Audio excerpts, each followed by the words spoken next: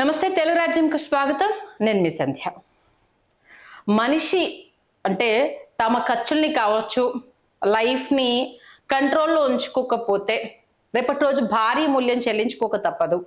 Financial problems మొదట్లోనే ఉన్నప్పుడు వాటిని మనం అణిచివేసుకోకపోతే కనుక, అంటే డబ్బుల విషయానికి సంబంధించి మనం కంట్రోల్లో లేకపోయినా పక్క వాళ్ళని చూసి కంపేర్ చేసుకొని వాతను పెట్టుకున్నా ఎలాంటి మూల్యాలు చెల్లించుకోవాల్సి వస్తుంది అనేది మనం చాలా సందర్భాలు చూడడం జరిగింది. ఈవెన్ వాటిని క్లియర్ చేసుకోలేక ఆత్మహత్యలు చేసుకున్నది కావచ్చు, బెట్టింగ్ యాప్లకు వెళ్ళి మళ్ళీ చేతులు కాల్చుకున్నది కావచ్చు, ఆ తర్వాత లోన్ యాప్ల చేతిలో పడి ప్రాణాలు కోల్పోయిన వాళ్ళు, అధిక వడ్డీలకు ఇప్పటికిప్పుడు ప్రాబ్లం సాల్వ్ అయిపోతే చాలు అంటూ అప్పులు తెచ్చుకున్న వాళ్ళు, ఇలాంటివన్నీ మనం చూసాము. అయితే కొంత అంటే ఊళ్ళల్లో జరిగేవి అంటే చదువు లేని వాళ్ళు చేశారు అంటే ఏమన్నా అనుకోవచ్చు. ఇవాళ గుంటూరులో ఒక వింత సంఘటన.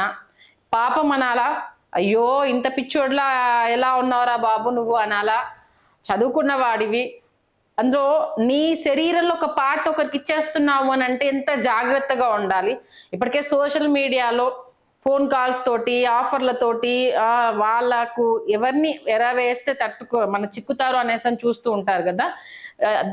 అలాంటి ఇన్సిడెంట్ ఏది గుంటూరులో ఉన్న వ్యక్తి తను ఏంటంటే చాలా రకాల వ్యాపారాలు, కూరగాయల బిజినెస్ చేశాడు, ఆటో నడిపాడు, తనకు తోచిన ఏదో ఒక బిజినెస్ లో తన సెటిల్ కాకపోతాడా అంటూ రకరకాలుగా ప్రయత్నాలు చేశాడు. అప్పులు తెచ్చి డబ్బులు పెట్టడము, దీన్ని తీర్చడానికి లోన్ యాప్ లోకి వెళ్ళడం, దాన్ని తీర్చడానికి ఇంకొకరి దగ్గరికి వెళ్ళడం, ఇట్లా ఒకదాన్ని మించి తడిసి మోపడే కూర్చుంది. కుటుంబం నడవాలి, 2 పిల్లలు ఉన్నారు, నన్ను నమ్ముకున్నందు వాళ్ళకి ఏదో ఒకటి చేయాలి, అసలు ఏం చేస్తే అప్పులు తీరుతాయంటూ మన సోషల్ మీడియా ఉన్న యాప్లు, ఫేస్బుక్, ఇన్స్టాగ్రాము, ఈజీగా ఎలా ప్రాబ్లమ్ సాల్వ్ అయిపోతాయి, లేకపోతే సొల్యూషన్ ఏమైనా దొరుకుతుందా అంటూ సదరు అబ్బాయి గుంటూరు వాస్తవ్యుడు సోషల్ మీడియా యాప్స్లలో వెతుక్కుంటూ ఉండగా కిడ్నీ అవసరం ఉంది, మాకు కిడ్నీ అమ్మితే మీకు డబ్బులు ఇస్తాము అంటూ ఒక యాడ్ని చూశాడంట. క్లిక్ చేశాడు, వాళ్ళతో మాట్లాడాడు, వాళ్ళతో ఇంకొక మీడియేటర్ని కలిశాడు. టెస్ట్లో ఒక మంచి హాస్పిటల్కి తీసుకెళ్ళి, ఫేమస్ హాస్పిటల్కి తీసుకెళ్ళి ఇతని కిడ్నీ మ్యాచ్ అవుద్దా లేదా ఇవన్నీ టెస్టులు చేయించుకున్నాడు. ఒకసారిగా నేను చెప్పడం ఎందుకు, ఆయన బాధ ఏంటో ఆయన మాటల్లోనే విందాం పట్టు.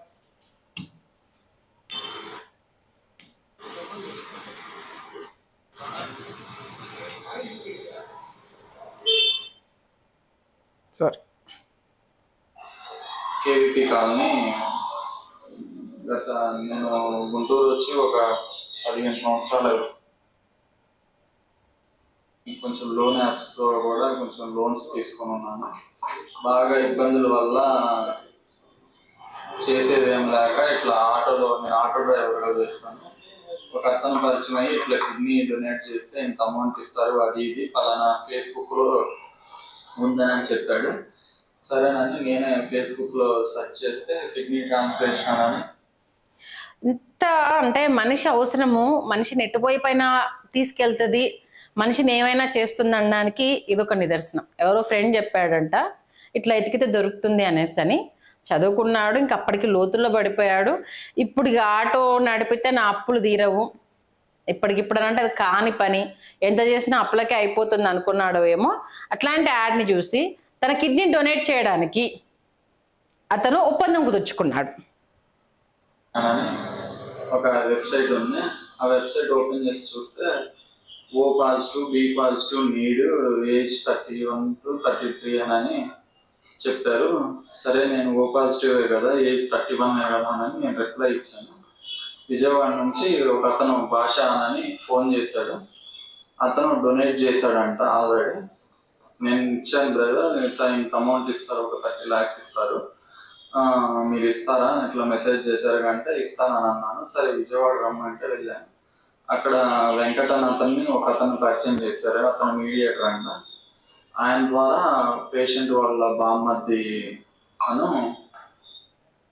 చూశారు కదా, అసలు ఎంత దారుణమైన విషయం అంటే ఇది. దాని ద్వారా అసలు అంటే ఒక మనిషి అవసరాన్ని ఇంకొక మనిషి ఎంత అద్భుతంగా వాడుకుంటాడు అనడానికి ఇంతకు మించి ఒక మీడియేటర్ని నమ్మాడు, వీడు ఇంకొకరిని పరిచయం చేశాడు. 31 years ఏజ్ అంటే ఎంత వయసు ఉంది ఇది. నిజంగా నీకు 30 లక్షలు అవసరం ఉంది అని అన్నప్పుడు నువ్వు సరే ఇక్కడ మెచ్చుకోవాల్సిన విషయం అంటే తనంతా అమ్ముకుందాం అనుకున్నాడు తప్పితే ఇంకొకరిని మోసం చేయాలని అనుకోలేదు. నా శరీరంలోదే కదా నేను ఇచ్చేది, అప్పులన్నీ క్లియర్ అయిపోతే నా ఫ్యామిలీ సేఫ్ అవుతుంది కదా అనేసి అని ఆలోచించుకున్నాడు. కానీ మరి ఇన్ని బాధల నుంచి తను నేర్చుకున్నది ఏంటో నాకు అర్థం కాలేదు సీరియస్ గా. ఎందుకంటే ఒకదాని నుంచి ఒకదాని నుంచి నువ్వు అప్పులు చేసుకుంటూ వెళ్ళిపోతున్నావు. ఆ అప్పులు క్లియర్ చేసుకోవడానికే కదా నువ్వు ఏంటి యాప్ ని సంప్రదించావు, ఆ మీడియేటర్ ని కలిసావు, అన్ని టెస్టులు చేసుకున్నావు. మన మనిషి మెయిన్ పార్ట్ లో ఒక కిడ్నీ నువ్వు ఇచ్చేసావు. నువ్వు ఇచ్చే ముందు హాఫ్ అమౌంట్ తీసుకోవాలి అన్న ఒక ఆలోచన ఎందుకు రాలేదు? నిజంగా ఆ టైంలో మనుషులకు అట్లా ఉండిపోతుందా? ఇస్తారులే అన్న ఒక పిచ్చి నమ్మకం. ఎందుకంటే నువ్వు ఆల్రెడీ నష్టపోయావు, ఆ డబ్బుల కోసమే కిడ్నీ అమ్ముకోవడానికి సిద్ధమయ్యావు, దాంతో నీ కుటుంబ సమస్యలు తీర్చుకుందాం అనేసి అనుకున్నావు. వాడు అగ్రిమెంట్ లో రాసుకుని ఇచ్చినప్పుడు 50,000 అంటే అతనికి ఇచ్చింది అంతే. 50,000కు తన కిడ్నీని అంతే, శరీరంలో ఒక మెయిన్ పార్ట్ ని 50,000కు అక్కడ అంటే అసలు ఎందుకు అర్థం చేసుకోలేకపోయి నేను కిడ్నీ డొనేట్ చేసిన తర్వాత వాడి ఊరు తెలియదు, పేరు తెలియదు, ఓన్లీ ఫోన్ లో మాత్రమే కాంటాక్ట్ అయ్యాడు. ఇప్పుడు వెళ్ళి హాస్పిటల్ యాజమాన్యం అంటే అసలు మాకు సంబంధం లేదు అనేసి అని అంటున్నారట. తిరిగి నువ్వు వాళ్ళ కుటుంబ సభ్యుడు అని రాసిచ్చావు, కుటుంబ సభ్యుడు నువ్వు ఇచ్చిన తర్వాత నీకు డబ్బులు ఎలా ఇస్తారు, నువ్వు కుటుంబ సభ్యుడు అయ్యింది, నువ్వు కిడ్నీకి సంబంధించి అమౌంట్ అడుగుతున్నావు, నీ మీద కేసు పెడతాము అనేసి అని అతన్ని బెదిరిస్తున్నారంట. ఇది ఎక్కడి న్యాయం అండి? నిజంగా తన శరీరంలో ఒక పార్ట్ని తీసేసుకుంటారు పిచ్చిగా తను నమ్మినందుకు. ఇప్పుడు తను ఏంటి రోజు కింద ఆరోగ్యం క్షీణిస్తుంటే ప్రతి నెల ఒక ఖర్చుల కోసం 5,000 10,000 మాత్రమే ఇస్తున్నారంట. తనక అడిగి అడిగి విసిగిపోయి ఈవెన్ నాకేమన్నా అయిపోతే నా పిల్లలకు దిక్కెవరు, నా కుటుంబానికి ఆధారం ఎవరు, ఇంక ఇది తెగట్లేదు అనుకుని పోలీస్ స్టేషన్ మెట్లెక్కాడు. ఆ పోలీస్ స్టేషన్ మెట్లెక్కాడు తప్పితే ఇలాంటి ఉదంతం ఒకటి బయటకు వచ్చింది.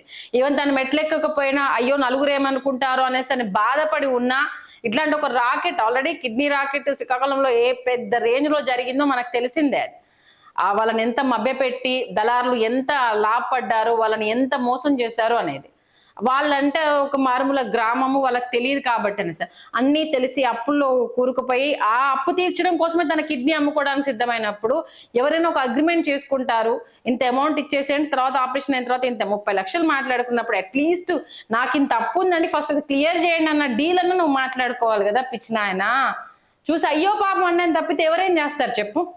ఇప్పుడు పోయి హాస్పిటల్ యాజమాన్యం అంటే అసలు మాకు ఎందుకంటే ఇలాంటి ట్రాన్స్ప్లాంటేషన్ సంబంధించి వాళ్ళు ఎక్కడ దాంట్లో ఏంటిది లీగల్ గా ఉండదు కదా.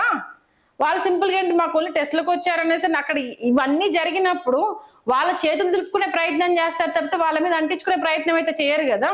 నువ్వు పోలీస్ స్టేషన్ ఆశ్రయించిన నీ దగ్గర ఎలాంటి ఆధారాలు ఉన్నాయి, వాడి ఫోన్ నంబర్స్ అవునా కాదా, ఇది వాళ్ళు ఎంతవరకు సీరియస్ గా తీసుకుంటారు, నీకు ఎంతవరకు న్యాయం జరుగుతుందని పక్కన పెడితే తలకు మించి అప్పులు చేశావు కుటుంబాన్ని. ఇప్పుడు ఆ బెంగతోటి మెయిన్ మెంటల్ గా మనం డిప్రెస్ అయిపోతే ఆటోమేటిక్గా హెల్త్ మీద ఎఫెక్ట్ పడుతుంది. ఇప్పుడు అబ్బాయి పరిస్థితి అలానే ఉంది.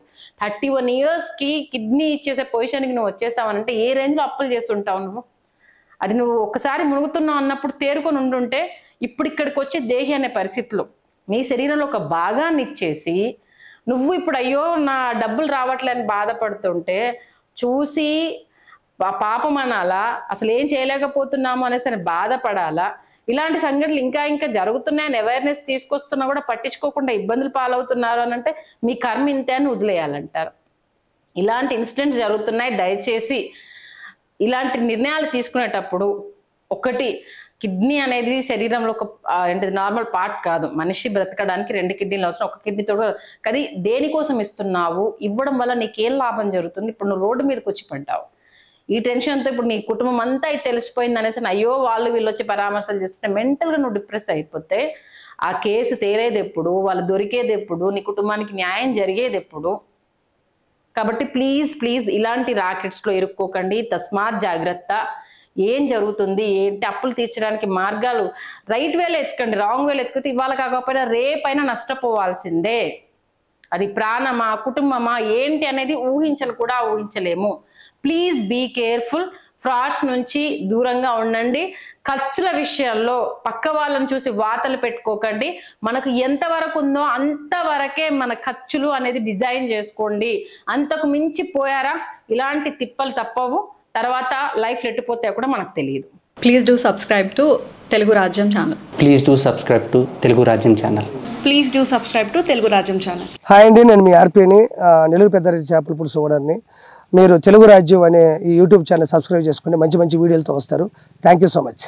Hi people, I'm Sonakshi Verma and you please watch Telugu Rajyam and please subscribe to the channel.